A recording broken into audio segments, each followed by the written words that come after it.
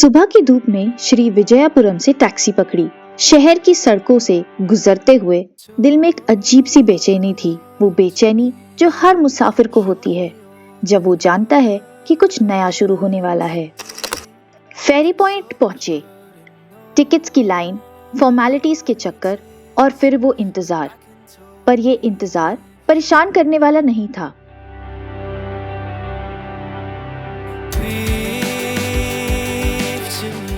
फेरी board करते ही एक गहरी सांस ली। ये था वो पल, पोर्ट ब्लेयर को अलविदा कहने का।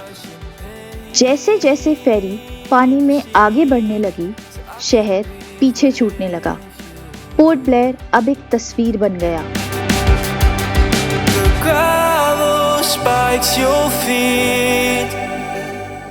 फिर नॉर्थ बे आइलैंड रास्ते में आया और यार क्या नज़ारा था। हरे भरे आइलैंड का सिलुएट नीले नीले पानी पर तैरता हुआ, जैसे नेचर ने खुद अपने हाथों से सजाया हो। फेरी आगे बढ़ती रही और अब तो बस खुला समंदर था।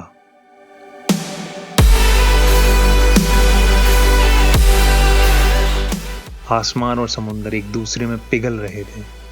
कोई बॉर्डर नहीं, बस एक एंडलेस ब्लू कैनवास जहां क्लाउड्स नीचे उतर आए थे और वेव्स ऊपर आ गई थी।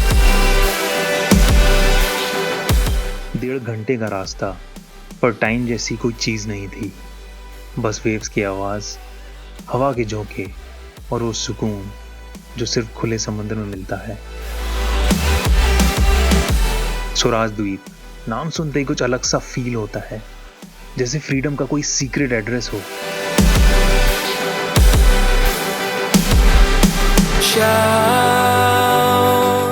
फेरी रुकती है, हम उतरते हैं। थोड़ा स्लो मोशन में, बैग्स खींचते हुए, पर नजरें ब्रिज के नीचे गड़ी हैं। और फिर वो पल, पानी इतना साफ कि आपको यकीन ही ना हो। शैलो वाटर्स में नीडल फिश, जैसे नेचर ने अपनी डायरी के पेजेस खोल दिए हों और हम पढ़ने वाले ऑनरेबल गेस्ट हैं।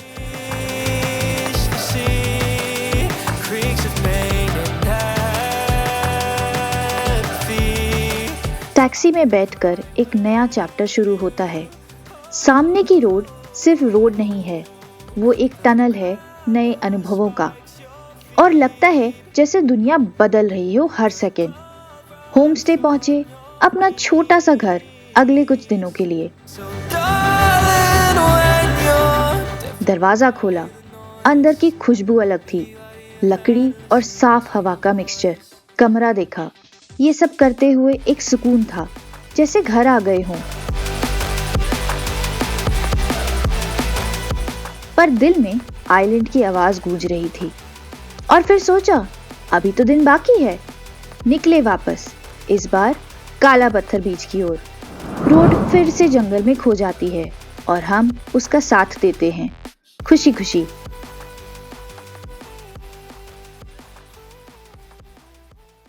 और फिर काला पत्थर बीच, यहाँ पर शब्द कम पड़ जाते हैं। Blue water, white waves, nature का कलर पैलेट इतना सिंपल पर इतना पावरफुल।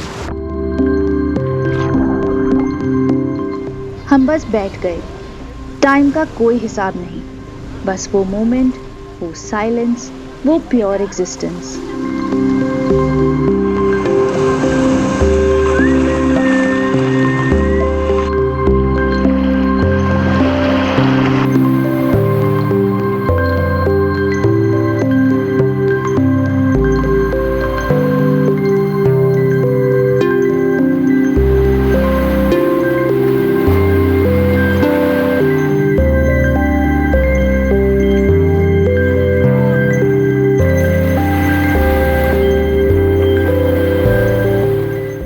बीच ने हमें होल्ड किया और फिर जाने दिया, क्योंकि आगे राधानगर का इंतजार था।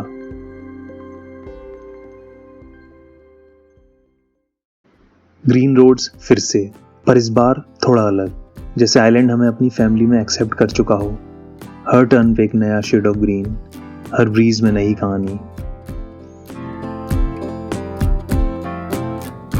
पर पहले भूख, काफ़ी भूख लग गई थी सफ़र में, तो हमने वहीं डिसाइड किया इको फ्रेंडली तरीके से आइलैंड का स्वाद लिया। पापड़ी चाट, सिंपल लोकल। और तब एक आवाज़ ऊपर से हमें सुनाई दी। नज़रें ऊपर उठाई और देखा ग्रीन इंपीरियल पिजन। पहली बार इतने सुंदर, इतने मैजेस्टिक, जैसे नेचर ने उन्हें खास रंग से पेंट किया हो। एक साइलेंट कॉन्वर्सेशन हुई जो सिर्फ ट्रैवलर्स और नेचर के बीच होती है। फिर आगे बढ़े बहुत उत्साह के साथ, क्योंकि राधानगर बीच की इतनी तारीफ सुनी थी, इतनी कहानियां सुनी थी कि दिल कह रहा था जल्दी चलो। रास्ते में एक और अद्भुत नजारा, एक पेड़ जिसकी जड़ें जमीन से ऊपर फैली हुई थी, जैसे नेचर ने अपना पूरा नेटवर्क दिखाया हो। लगा जैसे कोई एंशिएंट आर्टवर्क हो। और फिर राधानगर बीच पर कदम रखते ही ऑनेस्टली थोड़ा निराश हो गए। इतनी तारीफ के बाद इतनी भीड़, और भारत में भीड़ का मतलब सिर्फ लोग नहीं होते, मतलब होता है शोर, गंदगी और वो क्योस जो सुकून को निगल जाता है।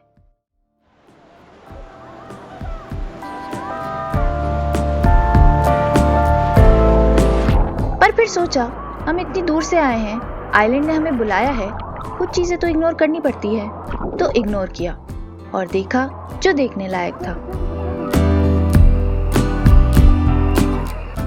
पानी इतना साफ कि विश्वास नहीं हुआ। दूर कुछ दृश्य थे जो मनमोहक थे।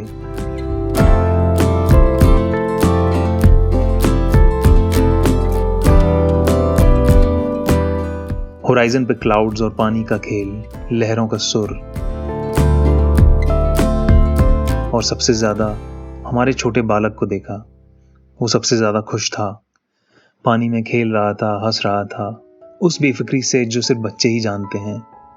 उसको देखकर हमारी निराशा गायब हो गई, क्योंकि उसकी खुशी में सब कुछ मिल गया।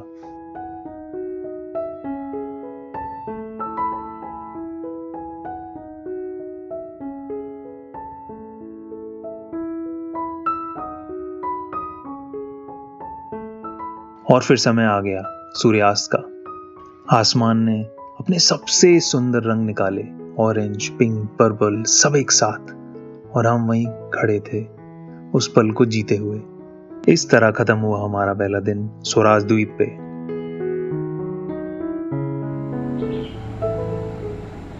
अगली सुबह एक नई खोज। सुबह में जल्दी जागा क्योंकि आइलैंड ने बुलाया। इस बार प्लान था अपने होमस्टे के सामने वाले बीच को एक्सप्लोर करना। नारियल के पेड़ों के बीच से गुजरते हुए पहुंचा। ये बीच बिल्कुल अलग, पेड़ों से ढका हुआ, जैसे नेचर ने खुद को प्रिजर्व किया हो।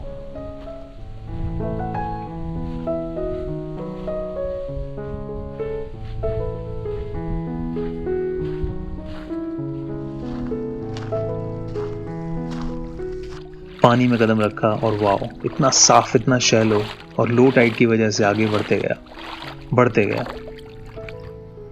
ये वॉक मेडिटेशन जैसी फील हुई। हर कदम के साथ मन शांत हो गया। पानी और मैं, कुछ और चाहिए भी नहीं था।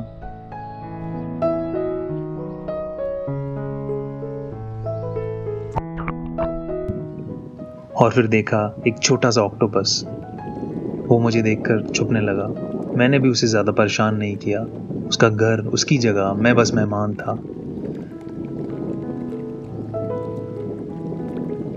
थोड़ी देर देखा, स्माइल की और आगे बढ़ गया।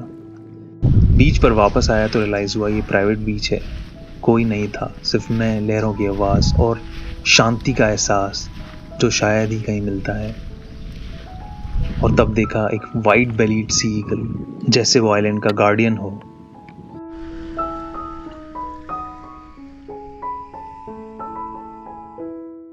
फिर नजर गई हर्मिट क्रैब्स पर, छोटे छोटे अपने शेल्स को लेकर ट्रेवल करते हुए। कुछ आपस में लड़ रहे थे, टेरिटोरियल फाइट्स, कुछ बिछड़ रहे थे, रिलेशनशिप्स खत्म होती हुई।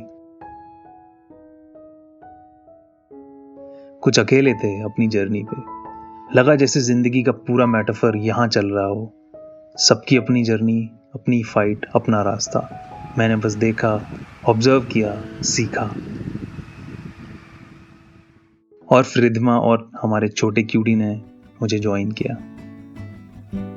हमने वहां क्वालिटी टाइम बिताया, बात की, हंस के खेल के, कोई प्लान नहीं, कोई एजेंडा नहीं, बस एक साथ होना, बीच पे, आइलैंड में, लाइफ में। कभी कभी बेस्ट मोमेंट्स वो होते हैं जिन्हें प्लान नहीं किया जाता, वो बस होते हैं।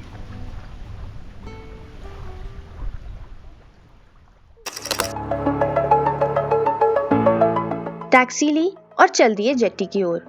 दिल में एक अजीब सा उत्साह था, जैसे कोई राज खुलने वाला हो।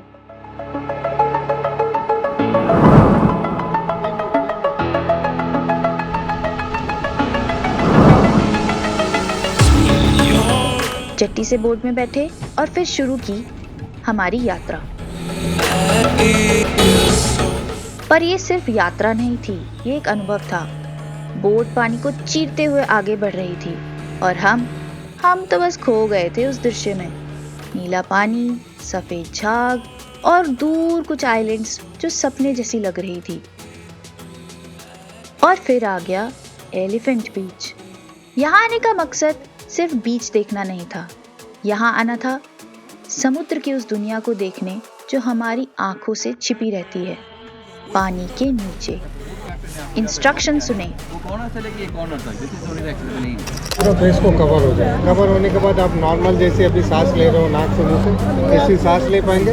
आप हमसे बात भी कर पाएंगे, बात थोड़ा लाउडली बोलना पड़ेगा तभी हमको सुनाई देगा। इसको पहनने के बाद आपको ऐसी फ्लोट होकर देखना है, यहाँ से आपका ऑक्सीजन आते जाते रहेगा। और ये मास्क के अंदर बिल्कुल पानी नहीं आता। बाई चांस कोई करंट में आया तो हेड को ऐसे आप करेंगे, देखिए 2 सेकंड में यहाँ से पानी निकल जाएगा। ठीक है, हर पॉइंट है वो नीमो पॉइंट है, उसमें जाने से छोटा सा एक चार्ज होता है 600। आपको अगर अच्छा लगता है तो आगे जाएंगे। गियर पहना, रेडी हुए स्नॉर्कलिंग के लिए।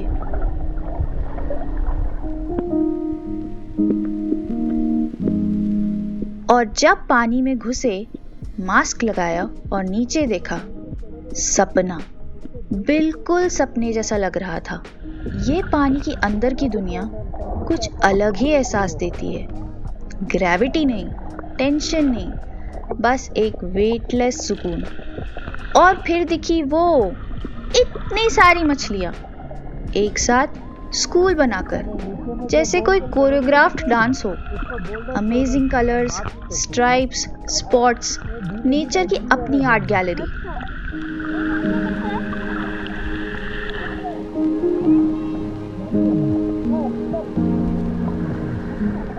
कोरल्स दिखे, कुछ डेड, कुछ जिंदा।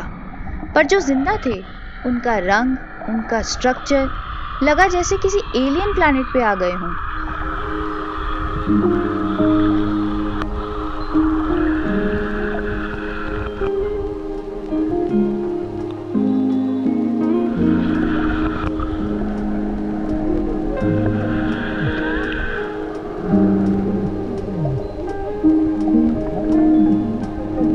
ये अनुभव जीवन भर नहीं भूल सकते।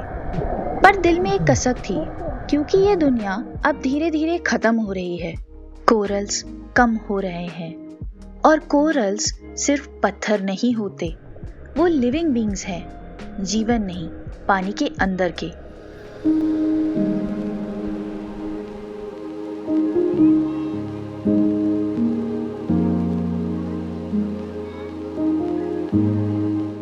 उनके बिना ये दुनिया अधूरी है और हम धीरे धीरे उन्हें खो रहे हैं।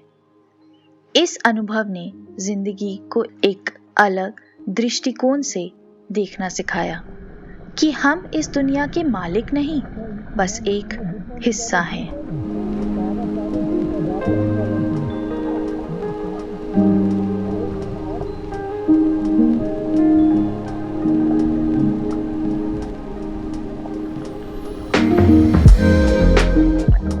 स्नॉर्कलिंग के अमेजिंग एक्सपीरियंस के बाद अगला एडवेंचर था सेमी सबमरीन राइड। ये राइड खास है। आप एक सबमरीन के अंदर बैठते हैं, कंफर्टेबल, और अपने बगल से जूम ग्लास से देखते हैं वही अंडर वाटर दुनिया, बिना गीले हुए, बिना स्विमिंग के। फर्स्ट ऑफ सबको गुड आफ्टरनून। अभी हम लोग टोटली कोरल रीफ एंटर कर चुके हैं। कोरल रीफ में आपको एक्वेरियम टाइप के फिशेस देखने को मिलेंगे। इसका जो मेन रीजन है, ये सारे फिशेस वेजिटेरियन होते हैं।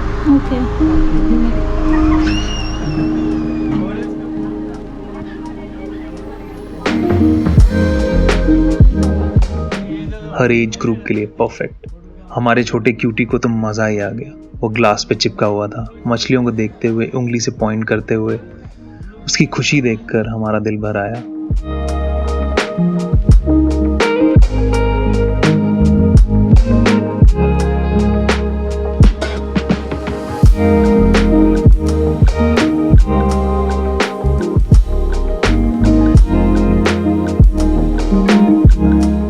राइड खत्म हुई, बाहर निकले तो प्यास लगी, और क्या हो सकता था इससे बेटर। मस्त नारियल पानी, ठंडा मीठा नेचुरल, आइलैंड की अपनी ब्लेसिंग।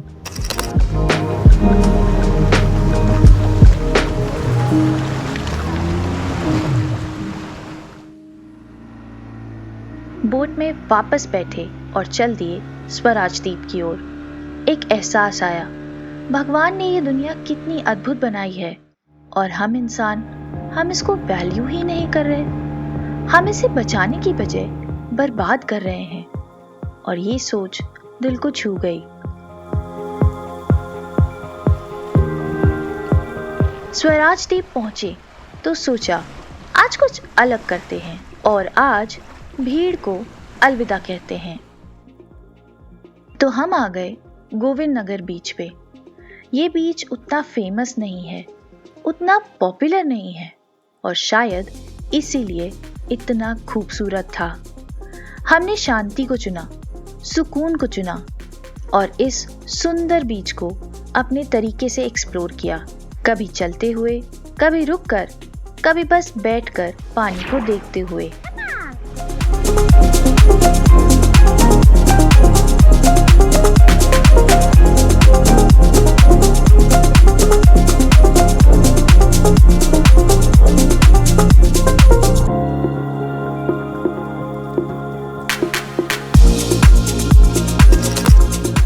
और फिर आ गया वो समय सनसेट का। आसमान ने अपने सबसे गहरे रंग निकाले, लाल, नारंगी, गुलाबी, बैगनी, सब एक साथ। क्लाउड्स ने लाइट को रिफ्लेक्ट किया और समुद्र ने उस लाइट को समेटा। पूरा बीच एक गोल्डन कलर में नहा गया। दिल ग्रैटिट्यूड से भर गया। शुक्रिया उस परमात्मा का जिसने हमें ये देखने का मौका दिया। शुक्रिया उस नेचर का जो रोज रोज अपना रंग बदलकर हमें प्रसन्न करती है। स्वराज द्वीप का ये अनुभव, ये सिर्फ एक यात्रा नहीं थी, ये एक एहसास था जो दिल में जीवन भर के लिए कैद हो गया। हर लहरों की आवाज़, हर सनसेट, हर वो छोटा सा पल जो हमने यहाँ जिया, सब कुछ हमारे अंदर महफूज हो गया। इसलिए कहते हैं ना, ये जीवन आपको एक ही बार मिलता है।